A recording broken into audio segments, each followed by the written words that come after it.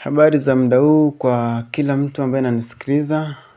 Ningependa usikilize simulizi hii hadi mwisho. Kwanza kabisa nianze na utambulisho wangu. Mimi kwa majina naitwa Rafaeli, ni Comedy Dafi. Ni mzaliwa kutoka mkoa wa Manyara. Lakini pia nimejikita kwenye baadhi ya sehemu sana sana kwenye nafasi ya uandishi wa vitabu, na hayo yote ni kwa sababu ya mambo mbalimbali ambayo tunayaona hapa duniani.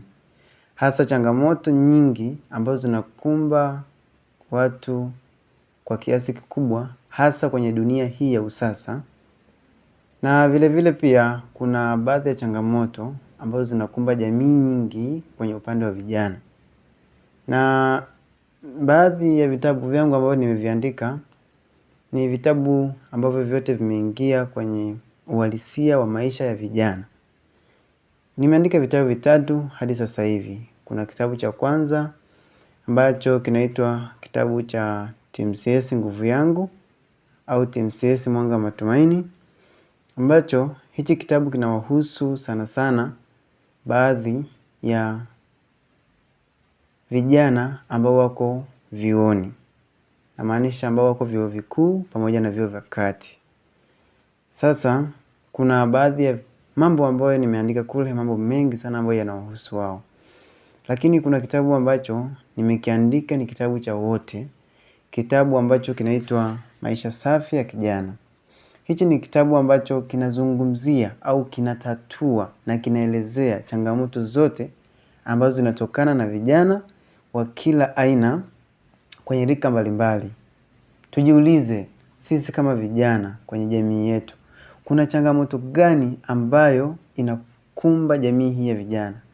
Na kijana ukiangalia ndio msingi wa maisha ya baadaye, ndio sehemu ambayo ya kutengeneza kesho yako, na ni sehemu ambayo inaamua au inafanya maamuzi kwenye maisha ya mtu ya baadaye, ambaye atakuja kuwa mtu mwema au mtu mbaya, au mtu wa kuigwa au mtu asiyefaa katika jamii.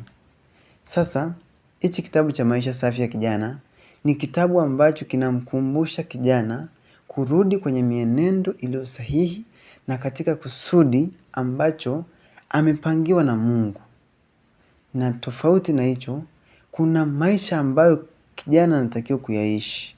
Sasa haya maisha yana muhtasari wake, lakini baadhi ya vijana wameingia zaidi sana kwenye usasa na wameingia zaidi kwenye dunia ambayo kiasi kwamba inafanya akili yao isifikirie tena na wala isirudi nyuma kwa ajili ya kufikiria ni kitu gani ambacho wanastahili kukifanya kwenye dunia hii.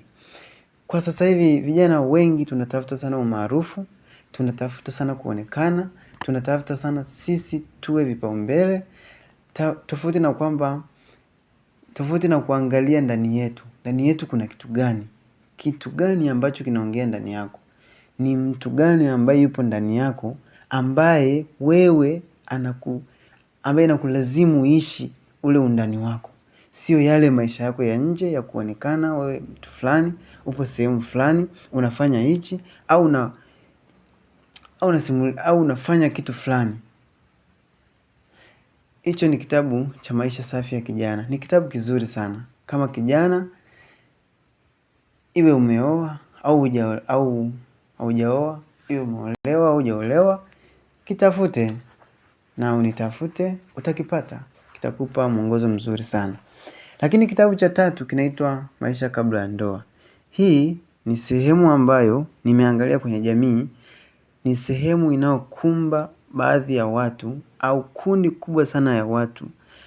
Tukiangalia ndoa ni kitu ambacho kila mmoja wetu anakifikiria. Kila mmoja, kuna watu wameacha kukifikiria kwa sababu ya changamoto walizoona, au kuna baadhi ya watu wametoka kwenye hiyo ndoa kwa sababu ya vitu fulani ambavyo wamekutana navyo. Lakini hichi kitabu cha Maisha Kabla ya Ndoa ni kitabu ambacho kinamuandaa kijana au kinampa wasaa wa kujiandaa ili kuweza kuwa na maisha bora ya baadaye kwenye ndoa. Ndoa nyingi tumeona sasa hivi imekuwa kama ndoano. Ndoano kazi yake ni kuvua samaki. Maana yake ndoa nyingi kwa sasa imegeuka inawavua watu na inawatawanya au inawatoa kwenye ule uhalisia wa maisha au ile familia iliyoungwa na Mungu na inawatoa sehemu nyingine tofauti. Ndoa ni kusudi. Ndoa ni kama kitu ambacho Mungu amekiweka kwenye maisha ya kila mtu. Kwa hiyo